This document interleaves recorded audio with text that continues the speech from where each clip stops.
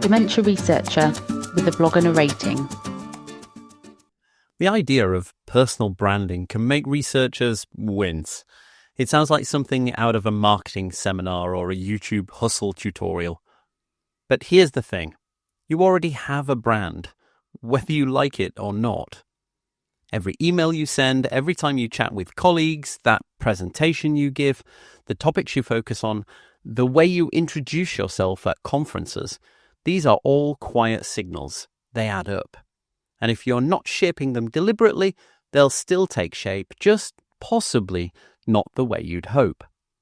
Last year, I remember meeting somebody at the AAIC conference whose name I'd seen on Twitter a few times. Before I'd said anything, they said, "Oh, you're the podcast guy, right?" I wasn't, or at least I didn't think I was.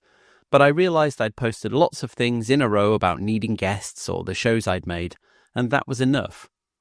It's a reminder that your brand isn't your job title or a tagline, it's what sticks.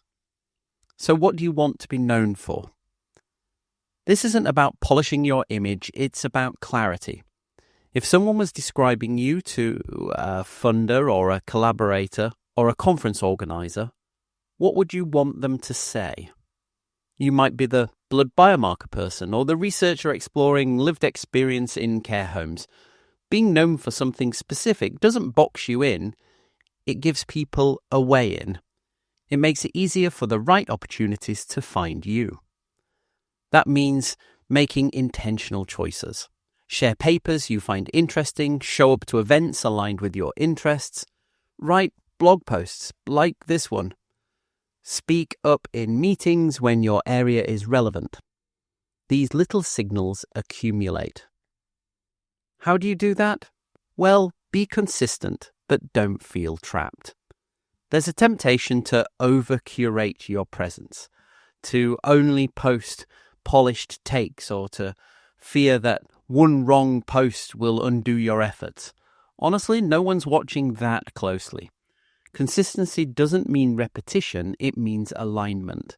If your work is equality, diversity and inclusion, then talk about equity and accessibility or co-production.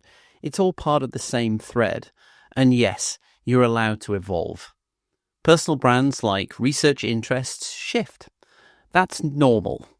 Just try not to make it impossible for people to understand what you do or how to connect with you.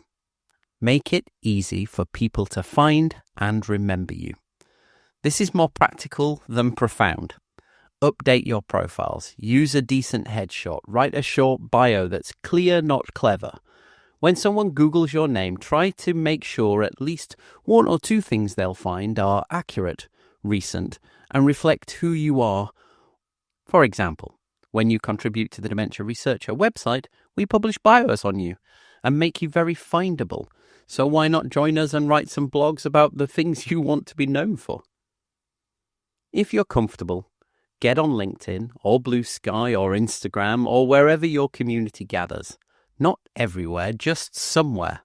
Lurking is fine at first. Start small. Oh, and pin something useful at the top of your profile, something that says, "This is what I do and here's how you can learn more." You don't have to be loud to be visible. Not everyone wants to be on stage and not everyone should be. But personal branding isn't about volume, it's about signal. You can be reflective, quiet, or dryly funny and still build a strong, recognizable presence. If you're reliable and kind and have a reputation for doing good work or helping others, that's a brand too, and one very much worth having. What does all this mean for you?